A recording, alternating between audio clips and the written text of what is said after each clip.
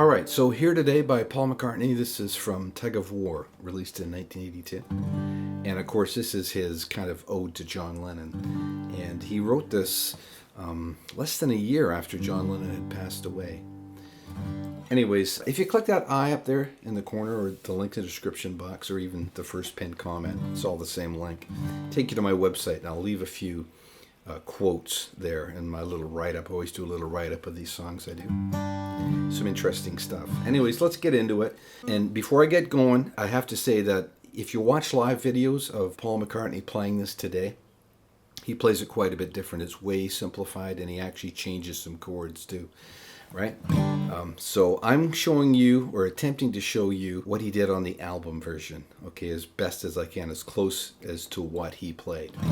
Anyways, let's get into it. We're in the key of G here, but we're going to start on this first chord, and that's going to be a C sharp minor 7 flat 5, or a C sharp half diminished, and we're going to just slide in there from the second fret of the A string, and we just arpeggiate it twice going down. And you know, Paul plays just with his thumb and first finger. So, you know, I do that quite a bit in this because I'm trying to, you know, remain authentic to the original recording. But I will use my second finger sometimes too. Next chord is this. And that's a C minor 6. So we've got just our C note on A3, and then we're barring on the first fret, and we've got G2. Do the exact same arpeggio. Now, live, because I know a lot of people will watch what I'm doing here, and then they'll go to a McCartney video live, and they'll go, "Whoa, well that's not right, dude." And actually, he plays it way different now. So he'll go. That's what he does nowadays live, right? That second chord, instead of that C minor 6, he's playing a C major 7th, and you know, I mean, I don't really get that myself. I don't get why he does that. I suppose it's for simplicity, because that's such an easy move, and you can keep that B string ringing.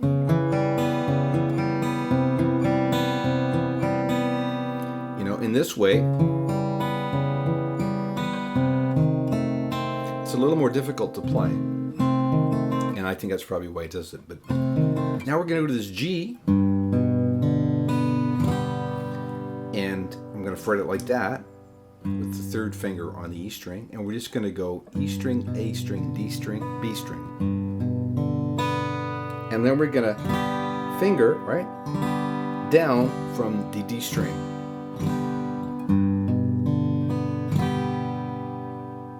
So far we've got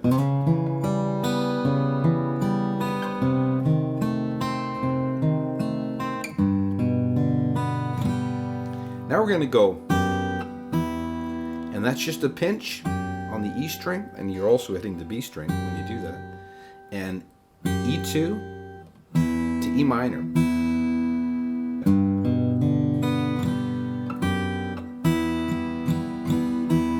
And then 1, 2, 3, 4. So we pinch on the 1, and then we've got, you know, the finger kind of going downstrokes. 1, 2, 3, 4, 1. Pinch again on the 1.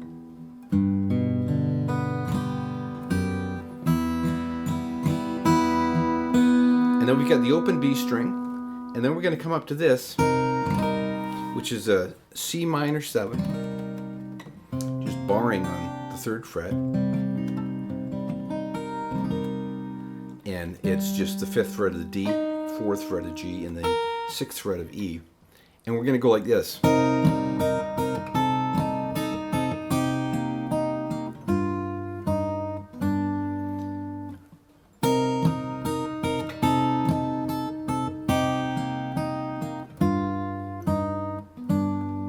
So it's kind of like a pinch and a downstroke,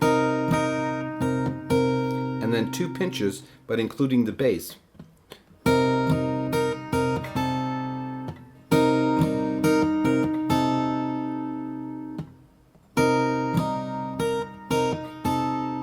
And then we just repeat that going down.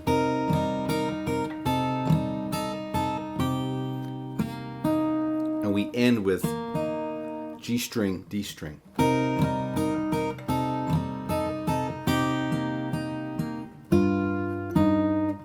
And now we change our bass note to G, and we do these last two notes, B6, B4.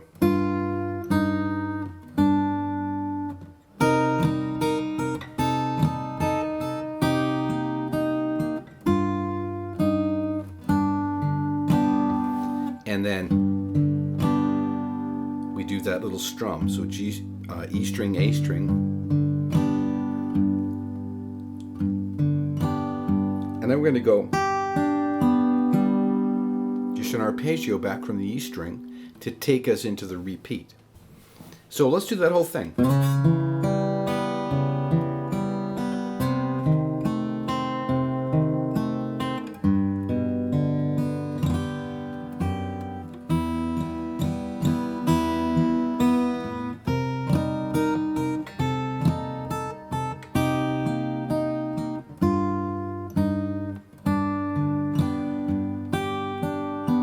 Now we repeat. And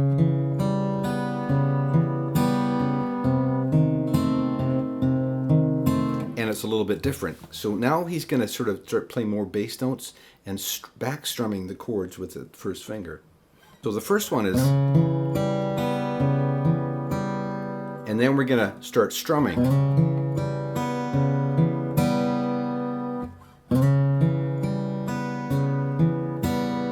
And that last one is, you're kind of hitting all three strings when you backstroke with that finger. Now, a normal person would go,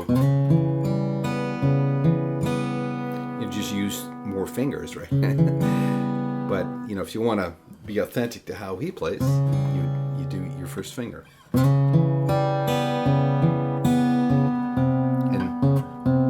you know, we're leading that bass down.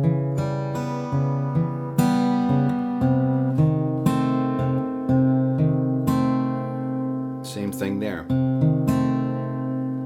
Then we get to the G. Do the exact same thing as we did before.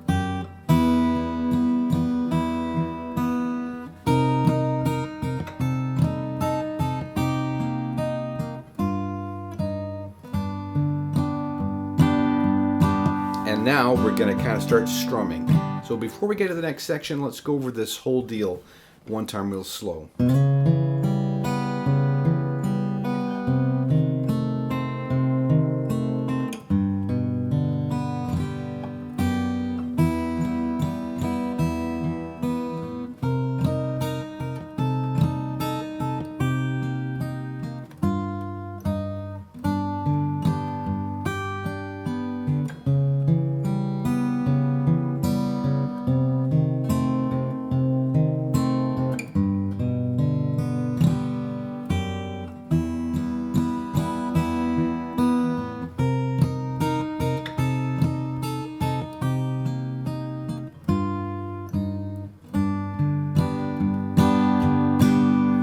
Okay, now we're getting into the strumming section.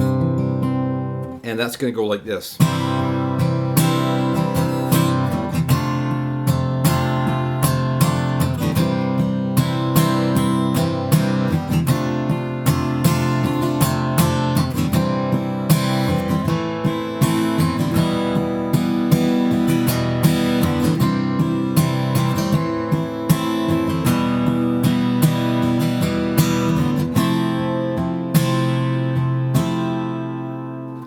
So that's really pretty basic. It's just a C with a full four-fingered C chord, and we're going to hit that G. So it's technically a C over G. As for me, now we're going to go to this F6 chord.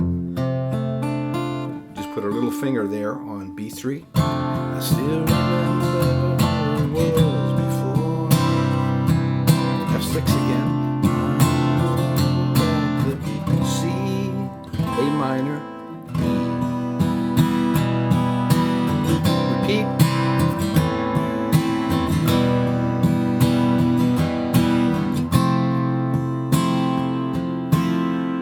And that's just an F major 7. Okay, and I play it that way. Ideally, you should play it this way. That's how Paul plays it. You know, when you get that thumb over. But for me, my hand is too small to be able to get that major 7, right? I just can't get that. So I'm just You know, I'm just faking it that way and leaving out that low E string. But it would sound better if you had that low E in there for sure. And the rhythm on that is 1 and 2 and 3 and 4. And that's the end of the strumming section. And now we're going to go to this D chord. And we're going to do that arpeggio. So I'm playing it like that because I need that finger to hit that C note later. And it's just a straight arpeggio. So when you go back up, you can hit that C. Now we get into this part.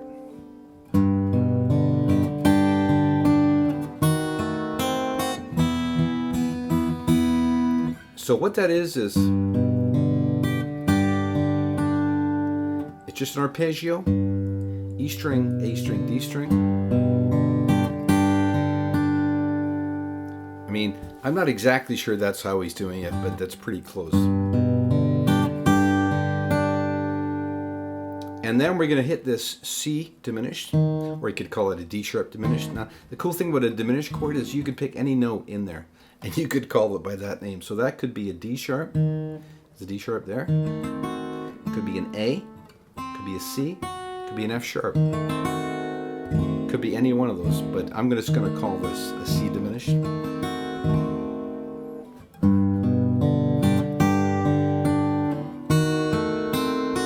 What I do there is I pinch the D string and E string and then arpeggiate that. And then we get into this E chord, E minor, and that's rhythm, you know, it's like very similar to that. And I'm just changing bass with the thumb.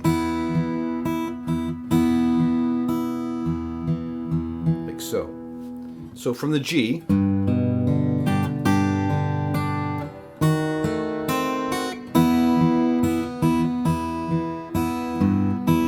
then I'm gonna do that to try and cop that cello lick.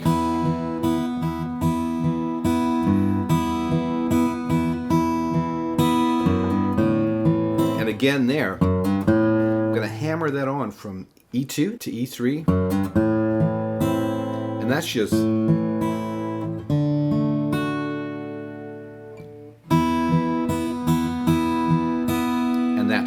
one cycle of that part. So from the G,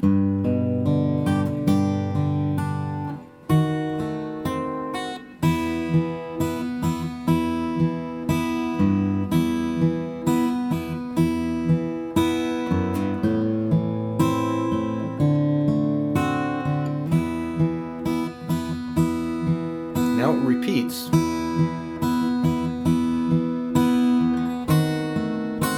I think the second time through I just went, instead of going, you know, it doesn't really matter what you do in that diminished chord.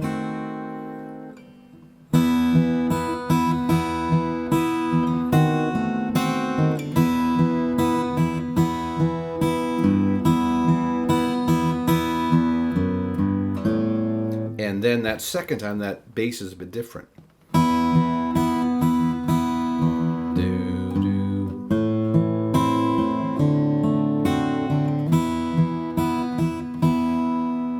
So that's that whole part. Now, what is screwy about this part is when you hit that diminished chord, that's for 2 beats. So there's a bar of 2/4 in there. All right. So let's go from the G. So 1 and 2 and 3 and 4 and 1, 2, 1, 2, 3, 4, 1, 2, 3, 4, 1. 3, 4, 1, 2, 3, 4. Little break there. Then again, 1, 2, 3, 4, 1, 2, 1, 2, 3, 4, 1, 2, 3, 4. Okay, like so. Kind of cool how he throws that extra 2 beats in there. And then coming out of that, we've got this.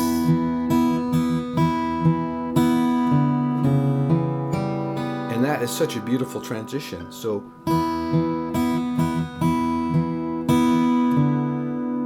and leave those strings ringing, the E and the B, as long as you can, basically, right? Until we're back into the arpeggio. And then we just go right back to the beginning.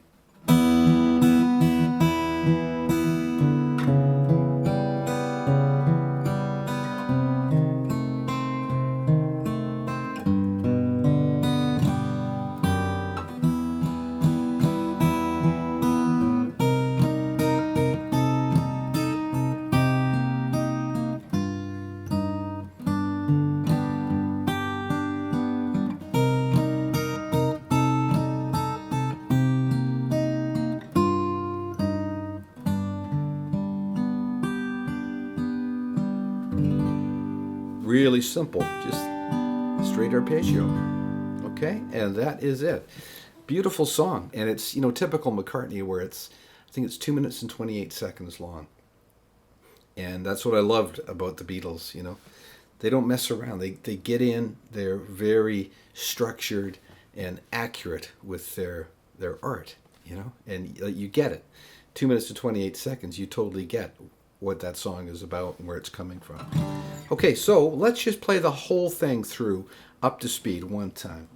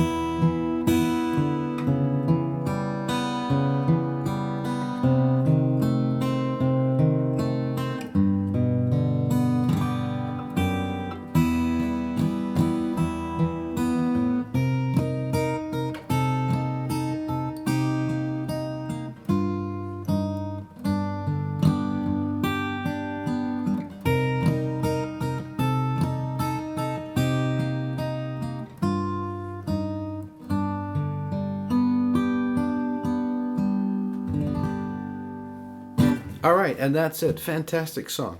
You know, even if you're just playing along with the track, you know, it's just really kind of cool to play this song. Anyways, I hope you get something out of this lesson. I hope you enjoy playing it, and we'll talk to you next time.